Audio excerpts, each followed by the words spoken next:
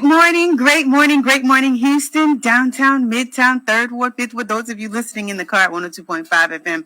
Great morning to you that are tapped in through our free KMAZ app.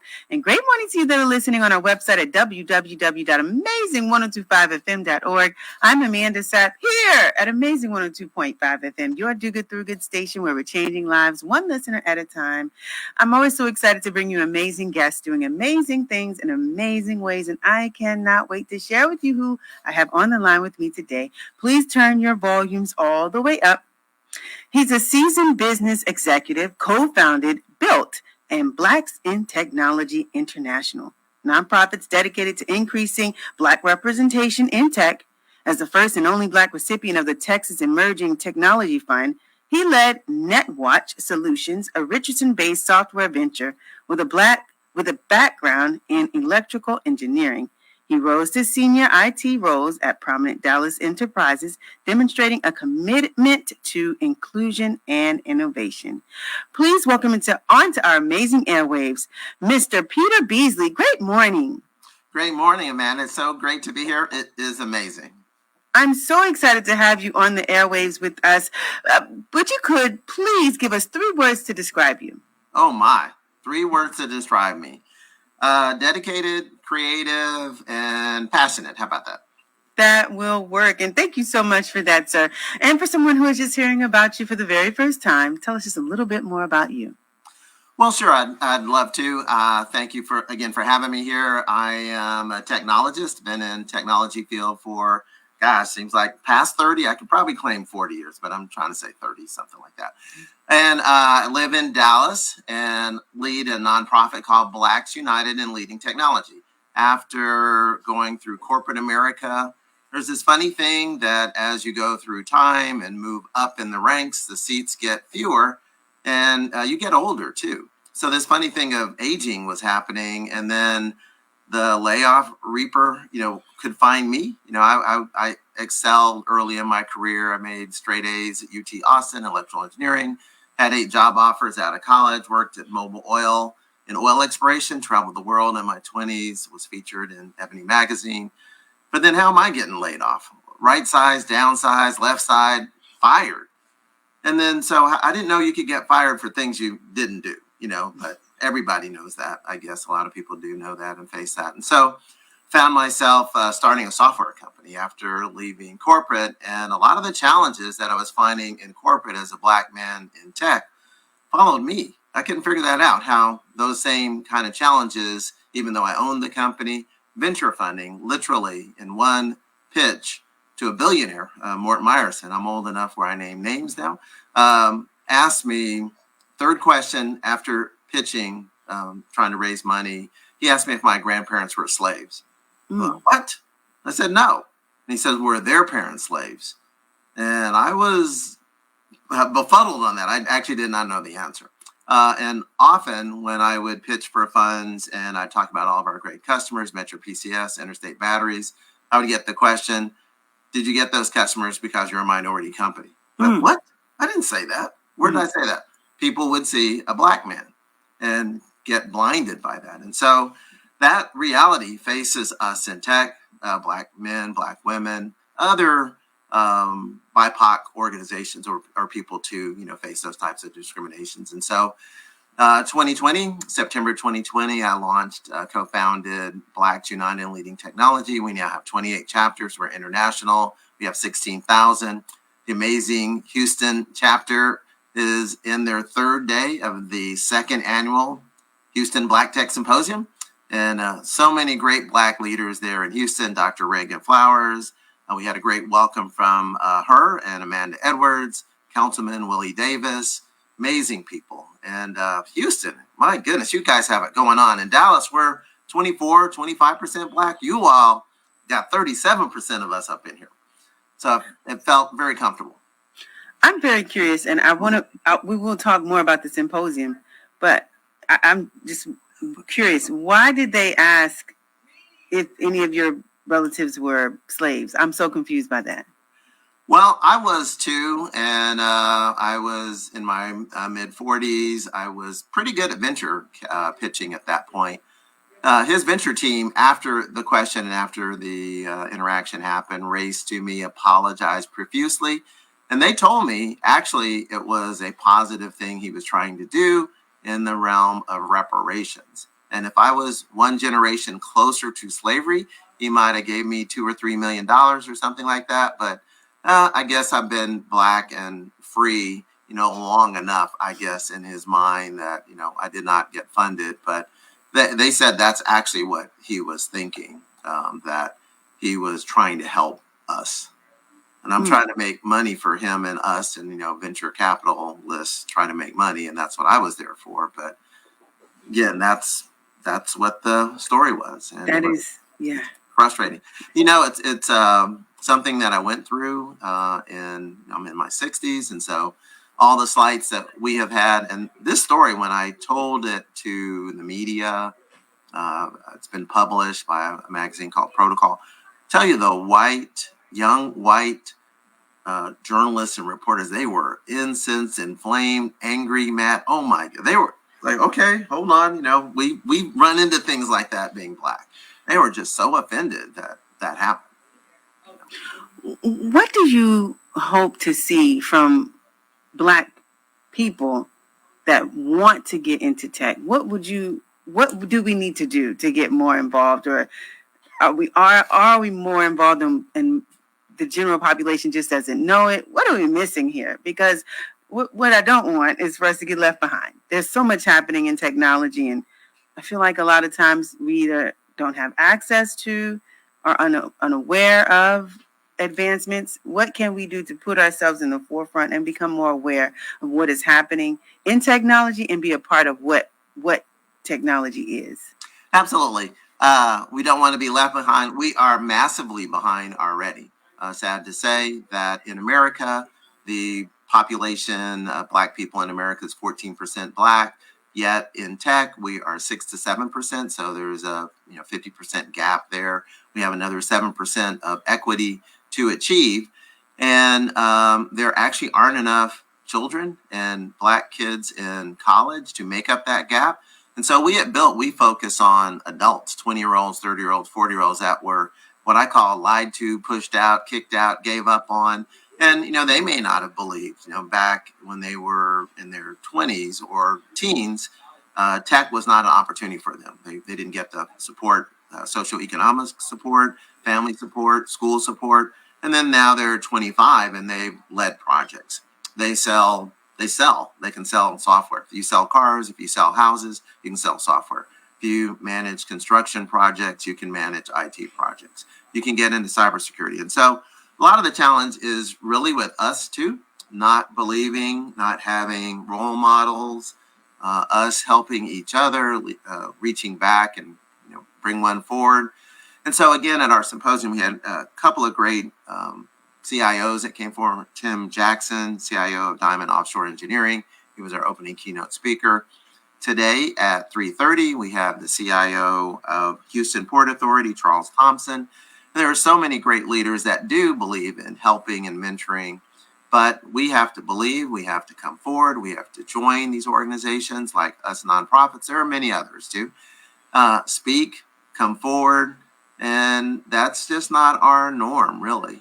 We were not raised to jump out in the majority organizations, and we get told no and we leave in some cases. And instead of saying, I'm not leaving, I'm still qualified, I'm going to come back, I'm going to try harder, try again somewhere else. There's so much we can do. Together we can. In what specific ways do you see the contributions of Black people shaping the trajectory of technology and influencing the future of the society? Well, in so many ways, actually, that we are pioneers, and you can think of the new mecca of artificial intelligence.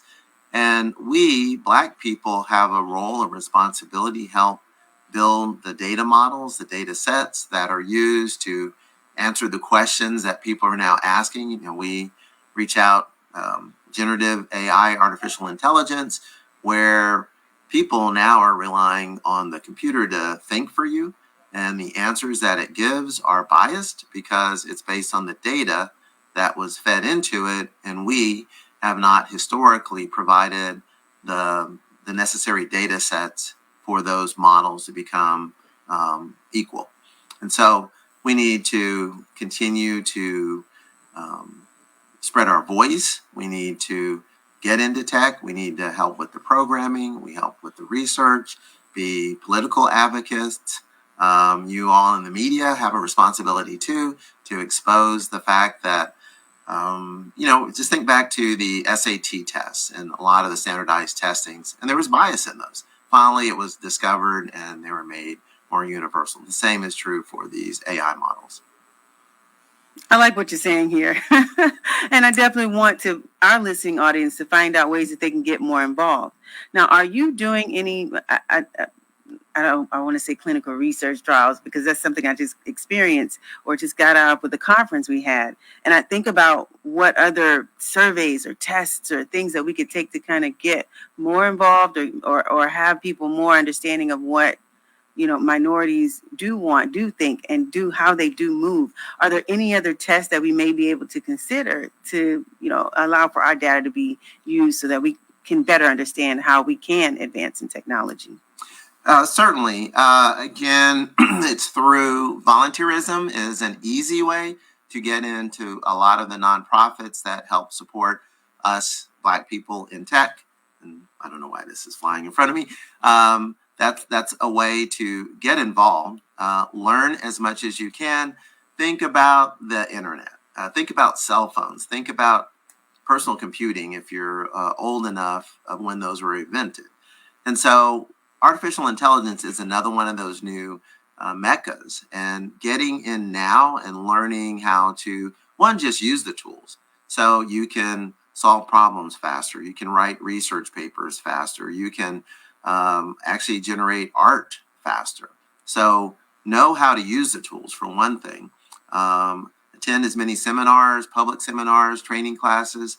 Go online. There are tons of free resources on learning artificial intelligence, prompt engineering, and how to write prompts, data prompts to get the answer back. But I tell you, it's garbage in, garbage out, and your skill at using these tools is very, very important. I will say us in our board planning strategy meeting for BUiLT, we have had a board of directors meeting to do some planning, and all of our directors had some pre-work, and we all pontificated on what we needed to do for the future. And one of our directors fed that into ChatGPT, one of the tools out there, and it came back with a wonderful statement of what we needed to do to take over the world. It's like, wow, look at this. And I started reading it. Then I realized I had not filled out the survey myself yet. I was collecting them all from everybody. I hadn't filled out mine yet. So my data and my input was missing. And I'm the founder. I've been with the organization the longest. And so it read perfectly. But then the more I looked closer at it, it didn't take into the fact of tenure of the various directors, their orientation of why they answered what they answered. And so it just used the data and generated a very wonderful document that I was so impressed. And then I started reading it closer. I'm like, this ain't right. And I didn't put my part in. Like, golly, how can that be right when I don't even have my voice in there? And that's what's happening to us. So I also want to ask you, and I'll play devil's advocate for a moment. People will utilize a chat GPT and they'll say, well, similarly, this isn't right. How can we be sure that the information that, people using it for newsletters or tests or just the things, how do we combat what is or isn't right? Outside of the fact that you mentioned, again, your information wasn't in there, but the accuracy part of things. How can we be so sure that even just a simple search is as accurate as we need it to be? And what if that makes people leery about even using the service altogether? Well, it should make you leery, and it is new technology, and those things get better and better over time. Not to say that it could not become, very efficient and effective, but we were born with this thing called a brain and a humanity and grandmama and the Bible and so many other tools that we have as humans that machine does not have. And Sure. so I was just watching on the news, a replay of the news, and there's people that are getting scammed by romance scams. they fell in love with old boy or old girl, and then their bank account was emptied. And these people are even performing crimes for those people. They're so in love and so not wanting to admit the falsity of the situation that they're in. So the same is true about these tools. You can't believe that you're in love with what it's giving you. You have to be critical still. You have to think. You have to understand your human goals in these tools. Another piece that I noticed is certainly spell checkers. We all use spell checkers. They get it pretty right. You still have to look and make sure it didn't change a word to the wrong tense or use the word in the wrong context. It could be spelled right but be the wrong word. Right? We know how to do that. We don't just take what the spell checker throws out and we have to check it. But I'm okay with spell checkers. I'm okay with Grammarly. I don't know if you're familiar with that tool. It's a tool that will move the commas around. It'll reorder prepositions, and it's pretty good too. Well, it has a new component, the AI version, and there's AI in everything now, artificial intelligence agents in that, and so even legal research. And so you can ask for case law, and it'll write a brief for you. And you can say, I want to write this brief in the tone of a Harvard law professor, blah, blah, blah, and it'll write it in different tones based on what you asked it to do. But you have to look at the citations. They could be wrong. It could be very well written, but it could be wrong. And the other piece that I noticed that sometimes when you're doing your own research, the process of research will take you in a new direction that you never even thought about. Mm-hmm. You'll find one paper that's different than what you were thinking and go, oh, wow, let me think about this and this and this and this. And that machine's not doing that. It's going to do exactly what you asked for. So you're losing creativity. So these systems can write code.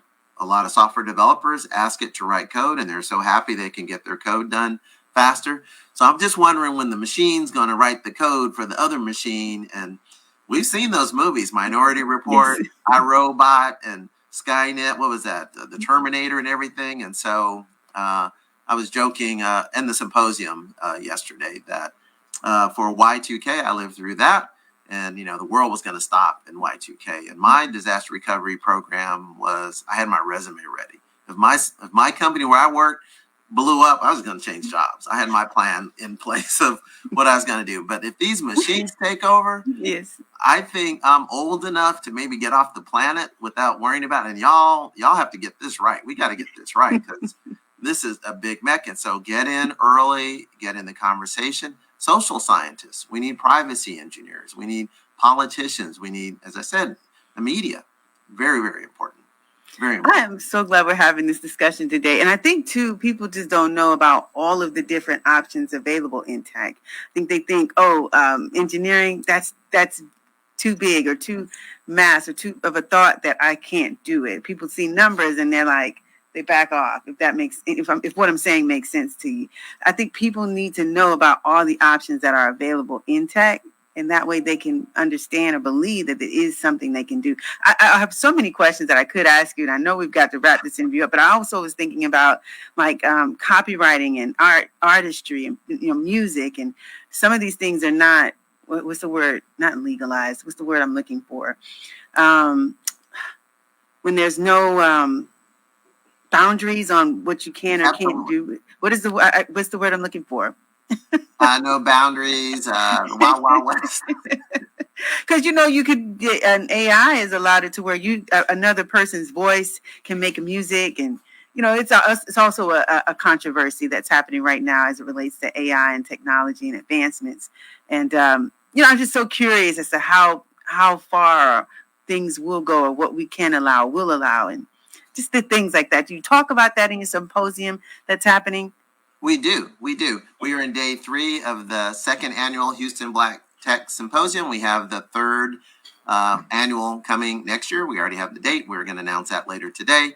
And great talks from so many organizations in town about artificial intelligence. But as you said, Amanda, there are so many options. You don't have to be a data scientist. You can be a data engineer. You can be a cloud engineer. You can be in sales. You can be a writer. There are so many people that were journalists that got into product marketing, and you need the voice of writers. You have, again, sales associates. And, you all people that are more on the artsy side can dance around us ones and zeros and, more black and white, on and off, introverted folks. We need the humanity, compassion. Those people often excel in leadership in tech. And so you could lateral over as a leader and get in leadership.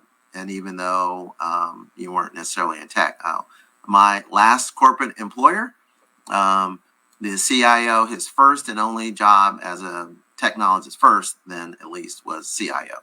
He was head of the real estate department, and they moved him in over the head of the entire IT department.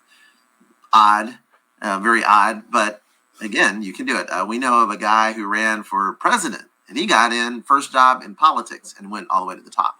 So you can lateral over, and get in sales, writing, journalism, the help desk, project management, program management. There are so many different avenues that people aren't aware of. Get involved, network, get to know people.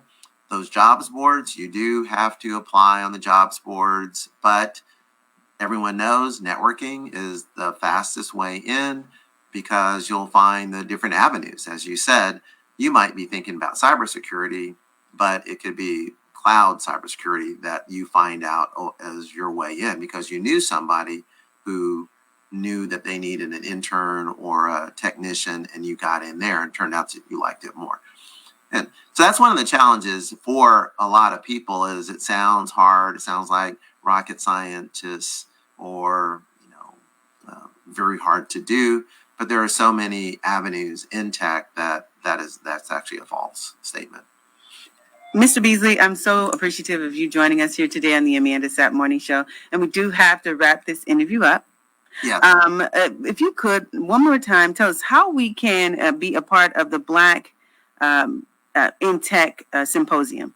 Sure. It is the second annual Houston Black Tech Symposium. You can go to our website, BUiLT, BUiLT.org, and you can see on our website how to volunteer, how to attend the symposium. We had so many great local speakers. We are having the North Texas Black Tech Symposium in June coming up, and then Washington, D.C. is having one in September. And so you have so many options to find us. We're on Facebook, we're on Twitter, LinkedIn, of course, Instagram. Blacks United in Leading Technology. We're easy to find. You can find me on LinkedIn, Peter Beasley, and I would love to engage with you. Serve in one of our chapters, get involved. We'd love to have you. We'd love to have you. Is there also a virtual experience with this Black Tech Symposium? That is actually our model. And so a unique flavor of it is not the BUiLT Symposium, it is the Houston Black Tech Symposium. So we've coalesced so many great organizations, CSTEM, Black Data Processing Associates. We pulled together the other nonprofits, Black employee resource groups, government supported entities, Houston Office of Business Opportunity. It is the Houston Black Tech Symposium. It's not our BUiLT, our organization's symposium. So that's our model, and it is virtual. It's actually a 3-day virtual experience, Tuesdays through Thursday. And we have a wonderful, amazing kickoff mixer. It was Monday of this week. You all missed it this year. It was at 3 at Wolfgang Puck. We have 2 amazing leaders I need to mention. Joshua Trusty and Chris Williams are our Houston chapter leaders. And now this young man doesn't even drink. He took off his jacket, his suit jacket. He had a tie on. We had karaoke going, and he dropped on the floor and did some breakdancing. You see how we get down in tech? So we got our chapter leader breakdancing on the floor, doing some hand gestures. It was amazing. Dr. Reagan Flowers was in the house. Brianna Connor from ABC 13 was our MC. So we have fun in Dallas. We are having our mixer on June 10th. Come on down to Dallas for the North Texas Black Tech Symposium. We're going to have comedy, karaoke, and professional speed dating networking. We're trying to put a little dating flair in professional business networking. We still have to figure that one out. Romance always works, no matter Romance what you're works. doing. That's right. There's a lot. I don't get it. We're actually tipping more women showing up at these events than the men. We thought tech was male dominated. We have more women coming forward for leading. You women are bad, bad, badasses. I can say it. Can I? We really are. Yeah. Okay, it's been such a pleasure chatting with you. We like to leave fans, followers, listeners, and supporters with something inspiring, something empowering, something they can take with them the rest of the day, the rest of the week, and all the way up to the weekend. What do you want to leave us today with, Mr. Beasley? We all can. We all need to get involved, get in the picture. I tell you, the secret sauce is volunteering. It's easy. You can cut corners. You can move right to the top. Bring the conversation to you by being, a chapter leader, a volunteer. And we literally have companies, American Airlines in Dallas in particular, they'll call me and ask about one of our members. Like, hey, we're looking to, hire somebody. What is he looking? Is she looking? Because they've seen us at our events. So put yourself in the center of the conversation, volunteer, come forward, speak, ask, get involved. Love that. Peter Beasley, Executive Director of BUiLT, or Yes. Black Tech Symposium. We really appreciate your time, your effort, your energy, what you're doing in community. And again, just thank you. No, thank you. You're amazing. This is so amazing. Thank you, Amanda. Absolutely. Hey guys, stay tapped in, stay tuned in, stay amazing. When we come back, I've got some amazing announcements. We'll be right back.